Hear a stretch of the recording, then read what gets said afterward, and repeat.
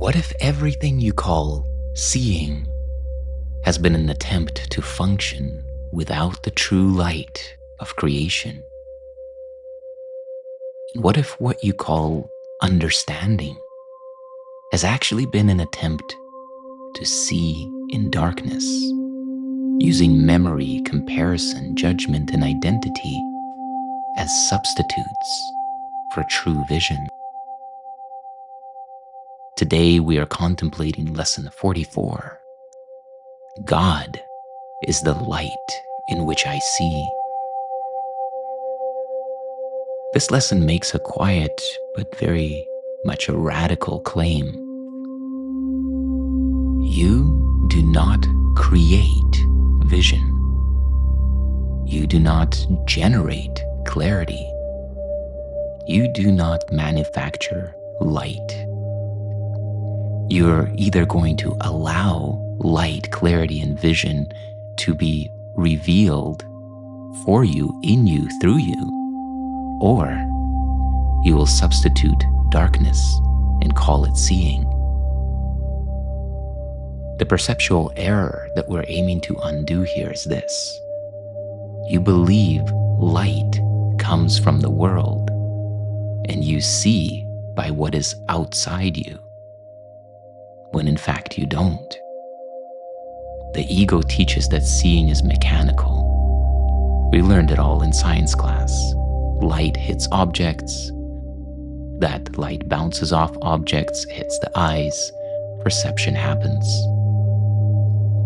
The Course reverses this entirely, and you can see an example of this by examining your dream state. Is there an external light source in your dreams that is bouncing off of the objects and people that you see? Of course not. You are seeing by the light of awareness. It is the light of awareness that illumines your inner world, even that of your thoughts and imagination. You do not see because the world is lit. You see because light is already in you. Darkness is something you can make in imagination through fear, judgment, separation, and belief in the unreal. But light is not something you can bring forth of yourself. It is an aspect of the infinite Creator's creation. You cannot create it, but you can obscure it for yourself. So this is why the lesson introduces this beautiful depth of meditation. You're asked to essentially sink past thoughts, past images, past identities, past the noises of the world.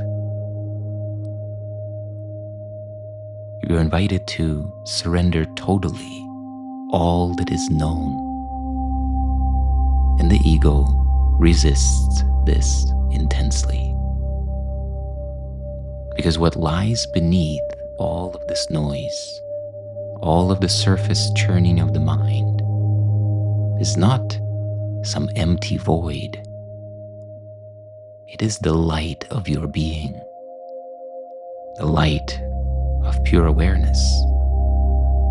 And to the ego, light can feel like death because it dissolves the identity that was built on darkness. So the resistance is actually not a sign of failure. It is a sign you're approaching something very real, much more real than the ego is accustomed to. And the lesson quietly tells us that to reach the light is to escape from darkness, even if the ego calls that some form of loss. The light you are seeking is not elsewhere. It's not ahead of you. It's not hidden in some future awakening, as the mind story would like you to believe. It is right here and now, already within you, and has been quietly waiting for you to stop defending against it. Let's now deepen into this contemplation. I want to invite you in this moment to allow your body to relax. See if there is somewhere as you scan your body that you can release more tension. Allowing your breath to deepen and your presence to fully enter this moment. Now gently place the central idea in your mind. God is the light in which I see.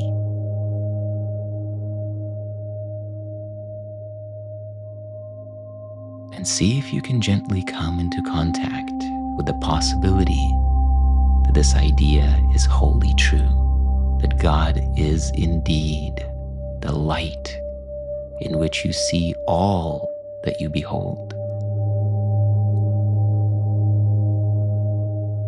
And in these next few moments, simply contemplate what this means about yourself and all that you see.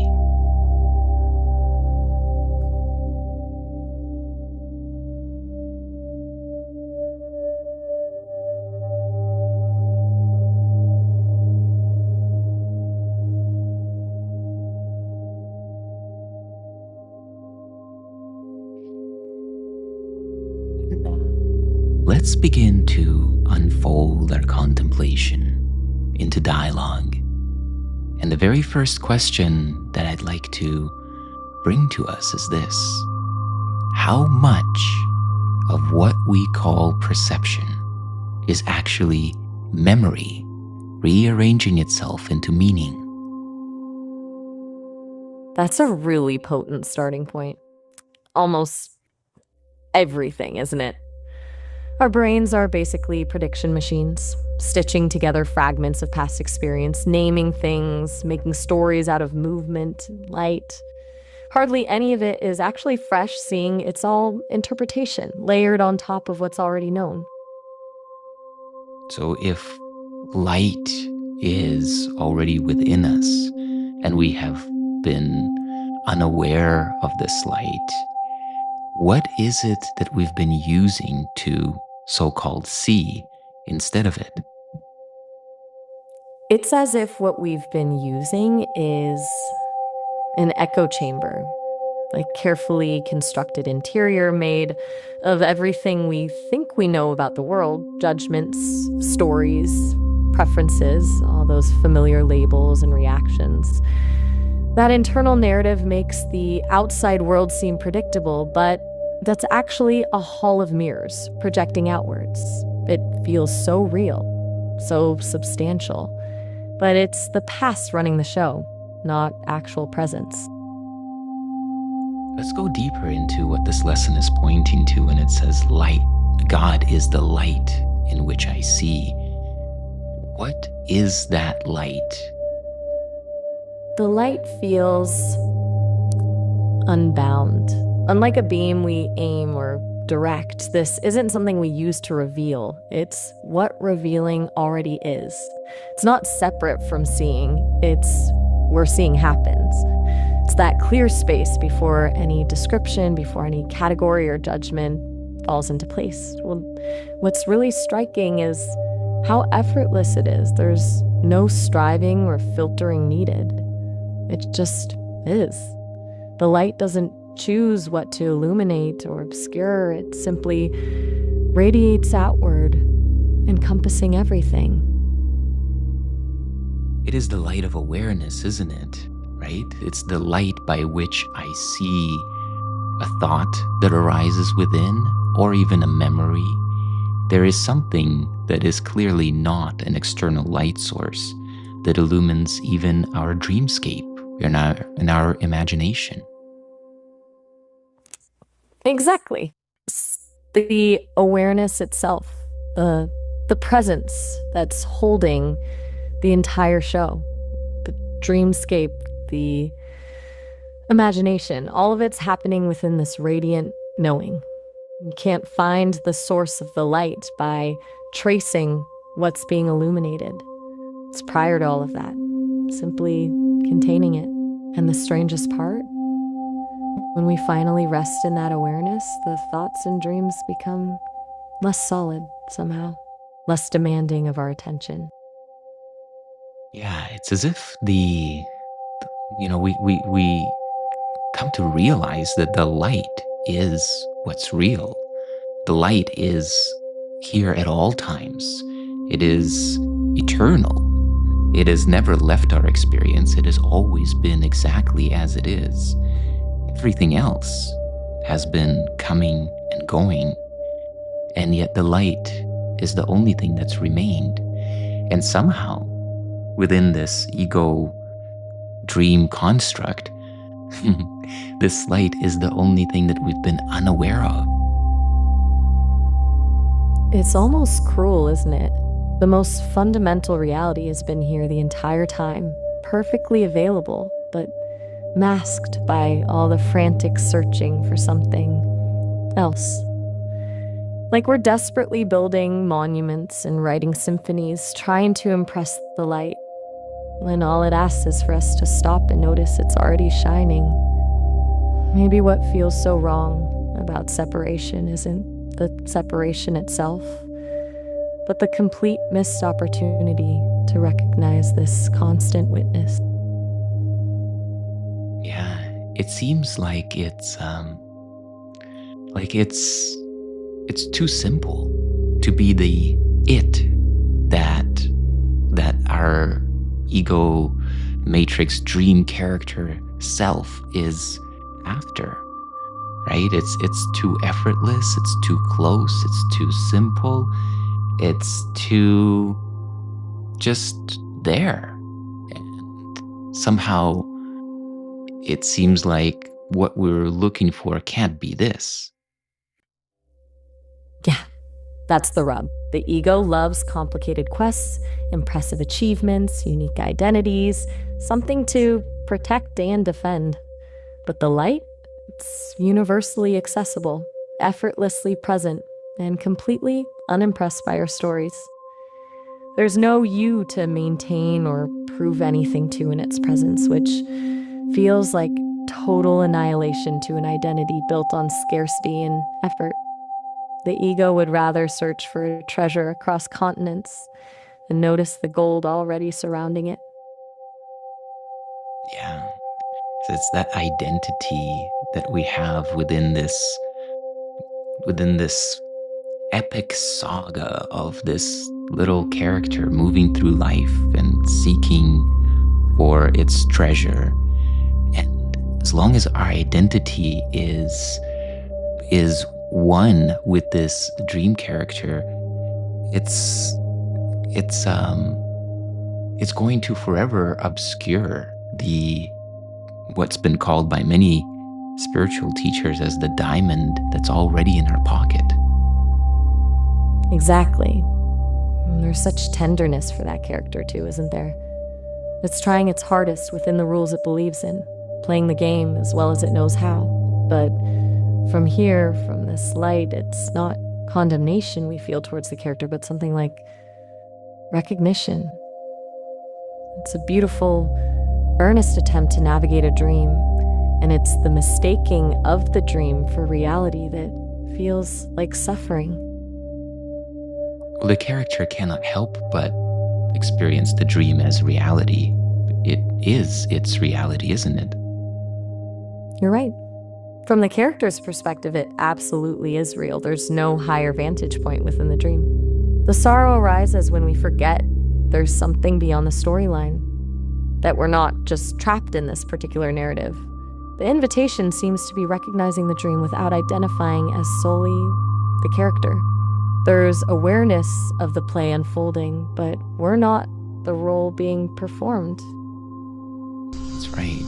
So how is the exercise that this lesson is guiding us into helping us to come to this recognition?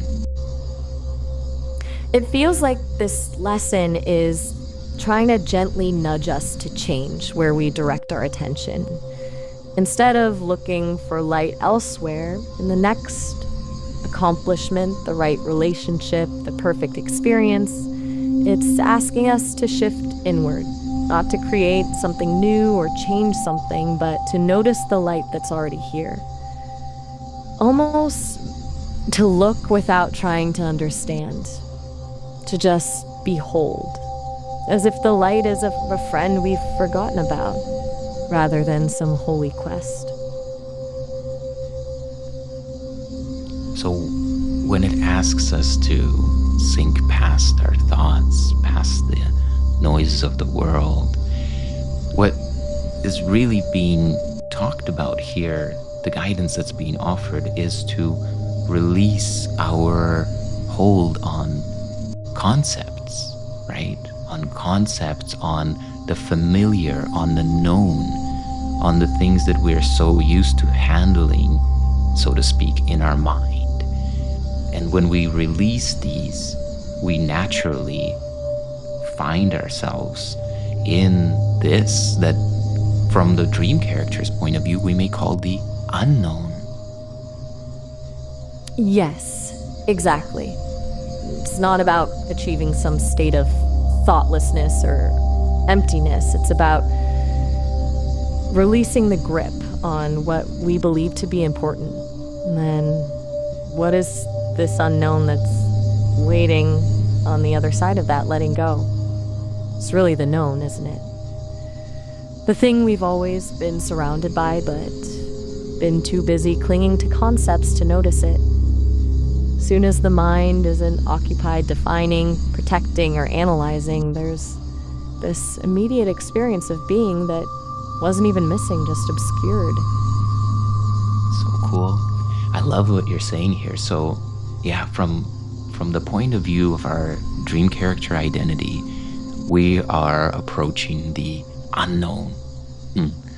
And of course, this is, I think, one of the biggest, if not the fear of the ego.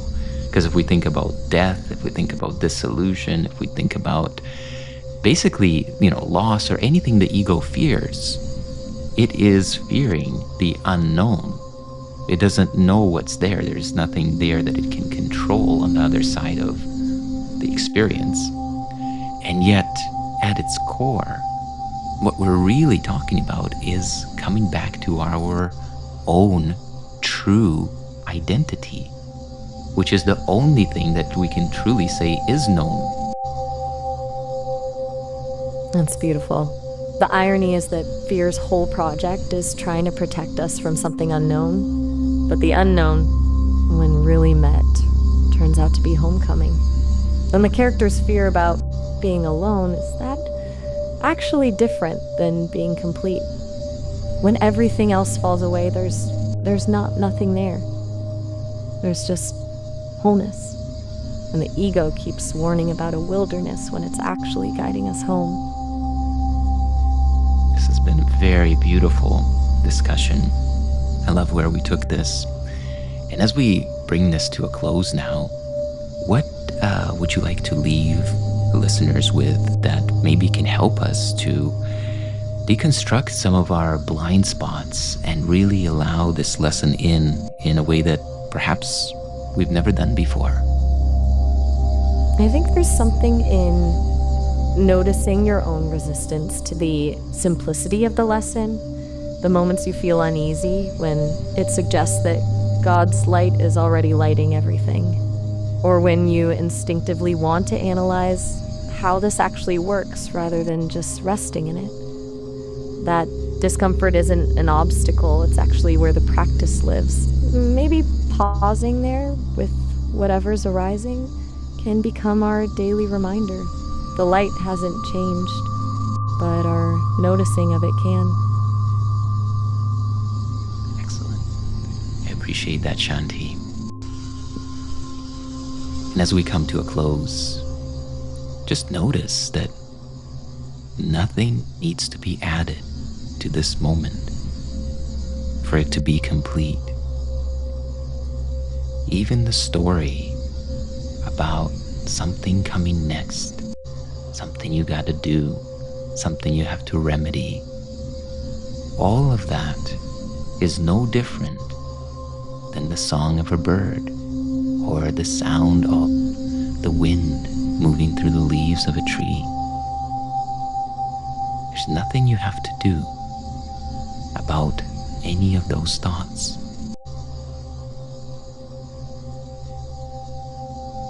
And if something softened for you today, revealed a new level of insight, even slightly, just let yourself stay with that. Savor and cultivate it within your awareness. Celebrate it. Acknowledge it. Notice, as Michael Beckwith would always say, what's new, boo? Notice what's new.